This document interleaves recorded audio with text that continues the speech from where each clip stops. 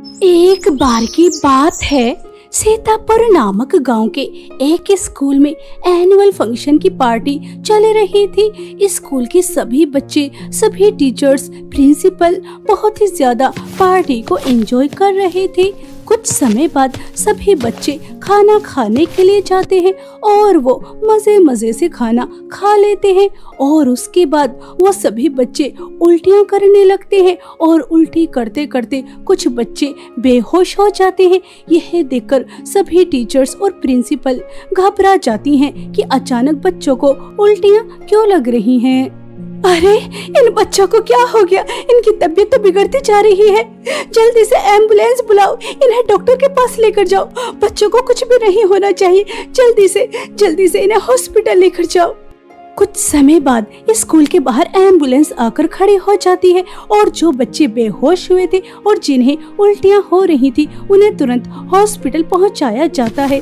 वहीं दूसरी तरफ छानबीन होती है कि ऐसा खाने में क्या था जिस वजह से बच्चों को उल्टियां हो रही थी और कुछ ही समय में पता चल जाता है कि खाने में मरे हुए चूहे पड़े थे। इतनी बड़ी लापरवाही कैसे हो सकती है? ऊपर वाले से प्रार्थना करो कि बच्चों को कुछ ना हो, वो सही सलामत हॉस्पिटल से वापस आ जाएं, वरना उनके पेरेंट्स को जवाब देना मुश्किल हो जाएगा। आखिर खाने की जिम्मेदारी किसकी थी? सुमित्रा मैम, क्या तुमने खाने को चेक नहीं किया था? खाने में इतने सारे मरे हुए चूहे कैसे आ सकते हैं? प्रिंसिपल मैम, मैंने खाने को एक बार नहीं, दो बार नहीं, बल्कि बार बार चेक किया था। मुझे नहीं पता मरे हुए चूहे खाने में कहां से आए और कब आए। मैं इसके बारे में कुछ नहीं जानती। मेरी बात का विश्वास कीजिए, मुझे नहीं पता यह सब कब और कैसे हुआ।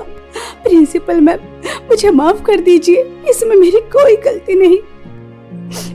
गलती नहीं। प्रिंसिपल मैम और सभी टीचर्स प्रार्थना कर रही थी कि बच्चे सही सलामत हॉस्पिटल से वापस आ जाएं और कुछ समय बाद पता चलता है कि बच्चे अब बिल्कुल ठीक हैं। प्रिंसिपल और सभी टीचर्स की सांस में सांस आती है कि बच्चों को कुछ नहीं हुआ।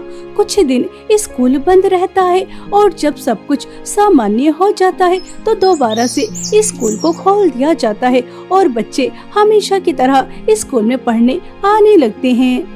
अनोखी मैम, जहाँ तक मुझे याद है शायद आपकी कोई बेटी नहीं, आप अकेली रहती हैं। क्या मैं आपसे पूछ सकती हूँ यह प्यारी सी बेटी किसकी है? प्रिंसिपल मैम, यह जानवी है। यह मुझे कुछ दिन पहले ही सड़क पर रोते हुए मिली थी। बेचारी का इस दुनिया में कोई नहीं। मैंने इसे अपनी बेटी बना लिया है और अब जानवी इस स्कूल में पढ़ने वाली है। अनोखी मैम, यह तो बहुत अच्छी बात है। यह प्यारी सी बच्ची हमारे स्कूल में पढ़ेगी। यह बहुत सुंदर है। आशा करती हूँ कि यह पढ़ाई में भी अच्छी होगी। क्यों जानवी बेटा, मैं ठीक कह रही हूँ ना? जब मेरे माता पिता जिंदा थे तब मैं स्कूल जाया करती थी, लेकिन जब से वो मुझे अकेला छोड़कर गए हैं तब से मैं स्कूल नहीं गई। लेकिन अनोखी माँ मुझे दोबारा से स्कूल में पढ़ाना चाहती हैं। मैं इनका एहसान कभी नहीं भूलूंगी, कभी नहीं। प्रिंसिपल मैम जानवी का टेस्ट लेती हैं और उसका एडमिशन 9th क्लास में हो जाता है। अब जानवी 9th क्लास में पढ़ने लगी थी। वो बहुत ही ज्यादा प्यार से सबसे बात करती थी और कुछ ही समय में उसके कुछ दोस्त बन जाते हैं। ऐसे ही समय बीत रहा था। एक दिन जानवी जोर से चीख मारती है, जिसकी आवाज सुनकर स्कूल की सभी टीचर्स इकट्ठा हो जाती हैं और वो जो कुछ अपनी आंखों से देखती हैं वो देखकर उनके पैरों तले जमीन खिसक जाती है। जानवी बेटा, तुम ठीक तो हो ना? ये तुम्हारे चेहरे पर पंचों के निशान और खुशी को क्या हुआ? ये इस तरह से खून में लथपथ क्यों है? आखिर यहाँ क्या हुआ था? जानवी बेटा, यहाँ क्या हुआ था? यहाँ कौन आया था? खुशी के साथ यह सब किसने किया? जानवी बेटा, घबराओ नहीं और बता यहाँ क्या हुआ था? खुशी के साथ यह सब किसने किया? खुशी और मैं वॉशरूम के लिए आए थे। खुशी वॉशरूम में जाती है और उसके बाद उसकी चीख की आवाज सुनाई देती है, जिसे सुनकर मैं बहुत ही ज्यादा डर गई और मैं तुरंत वॉशरूम के अंदर जाती हूँ और वहां जाकर देखती हूँ वहां एक बहुत ही ज्यादा डरावनी और खतरनाक बिल्ली थी, जिसकी आंखें चमक रही थी। उसके बड़े बड़े नाखून थे। खुशी के ऊपर उस डरावनी बिल्ली ने हमला किया और वो इस दुनिया को छोड़कर चली गई। उस बिल्ली ने मेरे ऊपर भी हमला किया, लेकिन मुझे जान से नहीं मारा और फिर वहां से चली गई। वो बिल्ली बहुत ही ज्यादा डरावनी थी, बहुत ज्यादा डरावनी। अनोखी मैम, आखिर हमारे स्कूल में वो बिल्ली कहाँ से आई जिसने खुशी के ऊपर हमला किया और जानवी को भी मारने की कोशिश की? क्या बिल्ली इतनी भी ज्यादा खतरनाक हो सकती है कि वो एक स्टूडेंट की जान ले ले? मुझे नहीं पता था कि बिल्लियां इतनी ज्यादा खतरनाक होती हैं। खुशी की मौत का सभी को बहुत ही ज्यादा दुख होता है। जानवी भी बहुत ही ज्यादा डरी हुई थी और उसके बाद वो कुछ दिन स्कूल नहीं आती जब तक उसका चेहरा ठीक नहीं हो जाता। जब उसका चेहरा ठीक हो जाता है तो वो स्कूल आती है। Good morning class. बच्चों, आज मैं तुम्हारी सभी नोटबुक्स चेक करने वाली हूँ। सबका होमवर्क कंप्लीट होना चाहिए। अगर किसी का होमवर्क कंप्लीट नहीं हुआ तो उसे पनिशमेंट मिलेगी। मेरी पनिशमेंट के लिए तैयार रहना। मैं 4th पीरियड में सभी की नोटबुक्स चेक करने वाली हूँ, ठीक है? कविता, तुम्हें तो पता ही है कि मैं कुछ दिन से स्कूल नहीं आ रही थी। मेरा काम कंप्लीट नहीं है।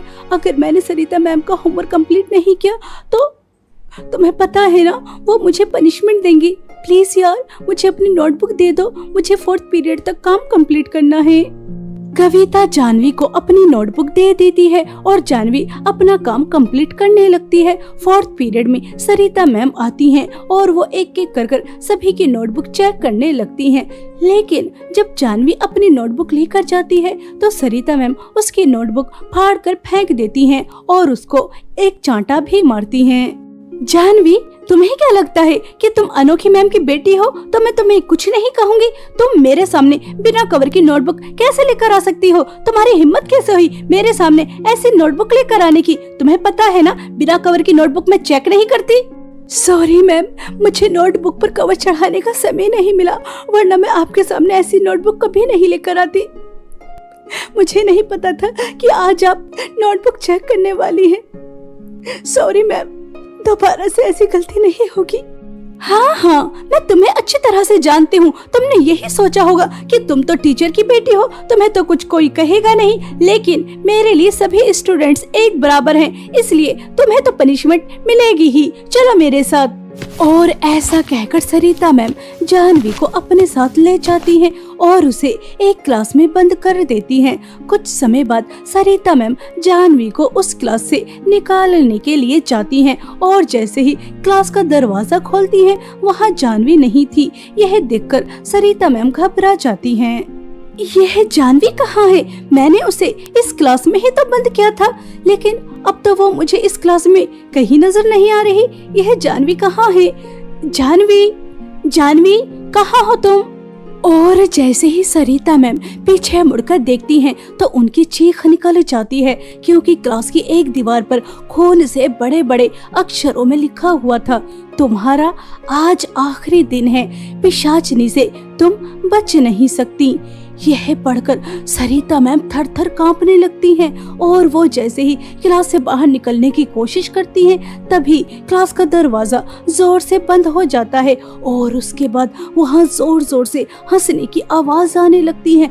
डरावनी बहुत ही आवाज आने लगती हैं, जिन्हें सुनकर सरिता मैम बहुत ही ज्यादा डर जाती हैं और उसके बाद उन्हें एक आवाज आती है।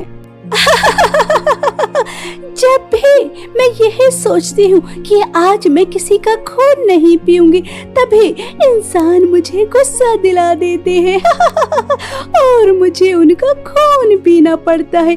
अब देखो, आज का दिन तुम्हारा आखिरी दिन होने वाला है, क्योंकि मैं तुम्हारा खून पीने वाली हूँ।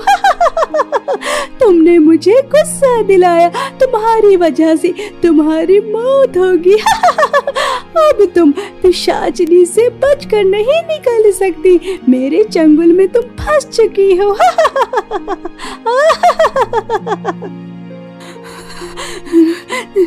नहीं, ऐसा नहीं हो सकता। हमारे स्कूल में पिशाचिनी नहीं हो सकती। वो तो बहुत ही ज्यादा खतरनाक और बहुत ही ज्यादा डरावनी होती है। नहीं, हमारे स्कूल में पिशाचिनी नहीं हो सकती। मैंने जानवी को इस क्लास में बंद किया था। क्या तुमने जानवी को अपना शिकार बना लिया है? नहीं, तुम ऐसा नहीं कर सकती। जानवी कहाँ है? तुम जानवी का शिकार नहीं कर सकती। देखो, मुझे और जानवी को यहाँ से जिंदा वापस जाने दो। मेरे छोटे छोटे बच्चे हैं, मुझे मत मारना।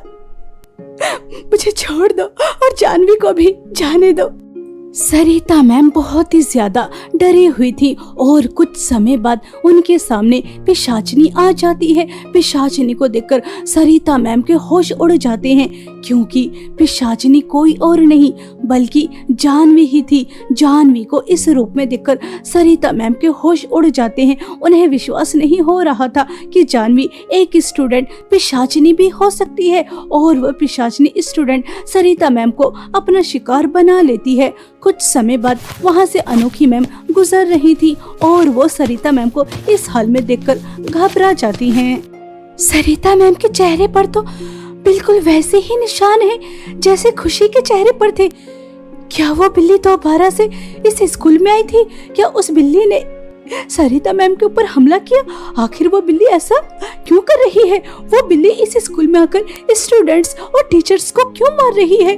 बिल्ली ऐसा कैसे कर सकती है?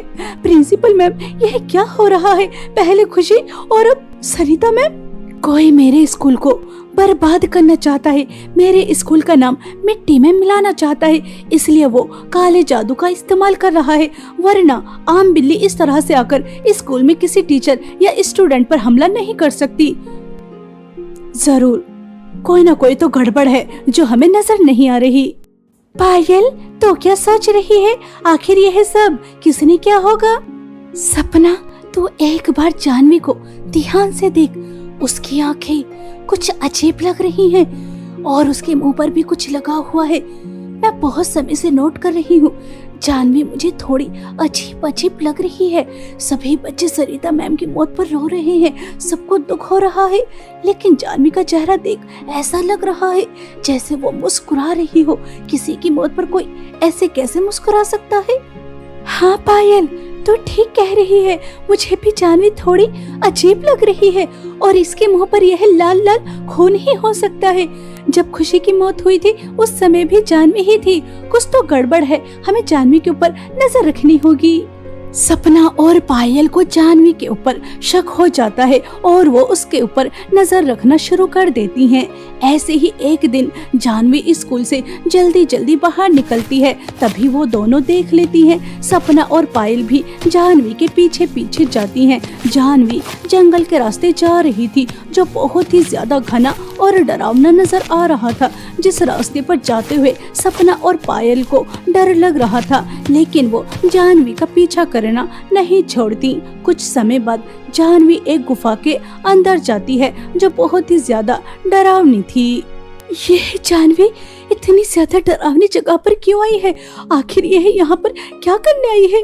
यह जगह तो मुझे बहुत ही ज्यादा डरावनी लग रही है। पायल, क्या हमने जानवी का पीछा कर ठीक किया? मुझे तो बहुत ही ज्यादा डर लग रहा है। बस अभी हमें सारा सच पता चल जाएगा कि आखिर जानवी यहाँ इस खतरनाक गुफा में क्या करने आई है। चलते हैं।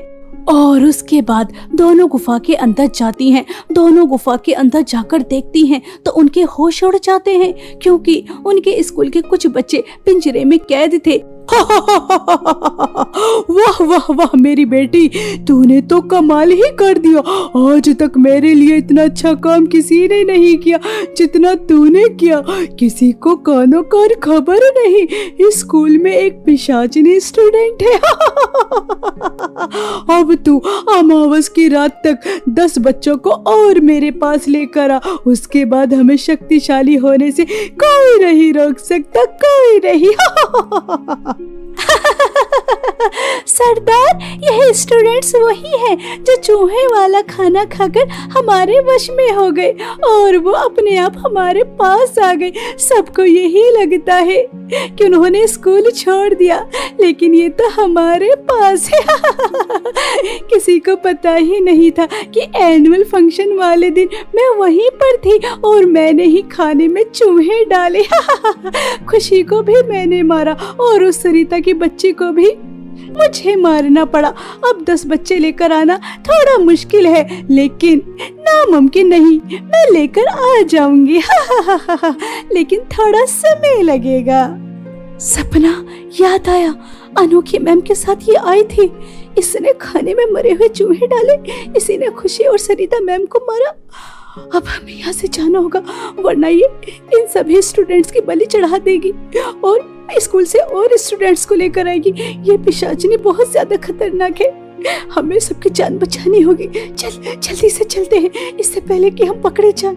और तभी पिशाचिनी स्टूडेंट को ऐसा लगता है कि जैसे गुफा में कोई हो, और उसके बाद पिशाचिनी बाहर आकर देखती है तो उसे सपना नजर आ जाती है, लेकिन पायल नजर नहीं आती। सपना उसे इशारा करती है कि वो यहाँ से चली जाए, उसके लिए ना रुके। पिशाचिनी सपना को पकड़ लेती है। तो तू मेरा पीछा करते करते यहाँ तक आ गई, तुझे मेरा सच पता चल गया। कोई बात नहीं, तू किसी को सच बताने लायक नहीं बचेगी, क्योंकि इन बच्चों की तरह अमावस की रात तेरी भी बलि चढ़ाई जाएगी। दुष्ट पिशाचिनी, तेरा अंजाम अच्छा नहीं होगा, तो अपने मकसद में कभी कामयाब नहीं हो पाएगी। देखना, तेरा अंजाम बहुत बुरा होगा। पायल गुफा से बाहर निकलकर आ जाती है और वो सीधा अनोखी मैम के पास जाती है और उन्हें एक एक कर सब बता देती है। अनोखी मैम यह सब सुनकर बहुत ही ज्यादा दुखी होती हैं कि जिसे उन्होंने अपनी बेटी माना वो एक पिशाचिनी है। और उसके बाद प्रिंसिपल मैम को भी सब सच बता दिया जाता है और वो सब मिलकर गुफा में जाते हैं और अपने साथ एक तांत्रिक को भी लेकर जाते हैं। पिशाचिनी अपने सरदार के साथ बात कर ही रही थी कि तभी तांत्रिक बाबा अपने जंत्र मंत्र से उन दोनों को वश में कर लेते हैं। पिशाचिनी स्टूडेंट, तेरा खेल खत्म, तेरी सच्चाई सबके सामने आ गई है। माँ, आप यहाँ? मैं एक पिशाचिनी की मां नहीं हो सकती, अब तुम दोनों का अंत होगा। और उसके बाद तांत्रिक बाबा पिशाचिनी और उसके सरदार का सर्वनाश कर देते हैं और उन सभी बच्चों को गुफा से सही सलामत बचा लिया जाता है। अनोखी मैम प्रिंसिपल मैम से माफी मांगती है कि उनकी वजह से एक पिशाचिनी इस स्कूल तक पहुंच गई, उसने इतना नुकसान पहुंचाया। प्रिंसिपल मैम अनोखी मैम को माफ कर देती हैं क्योंकि उनकी नीयत साफ थी। और उसके बाद प्रिंसिपल मैम और अनोखी मैम पायल और सपना की प्रशंसा करती हैं क्योंकि उन दोनों की वजह से ही पिशाचिनी स्टूडेंट पकड़ी गई थी।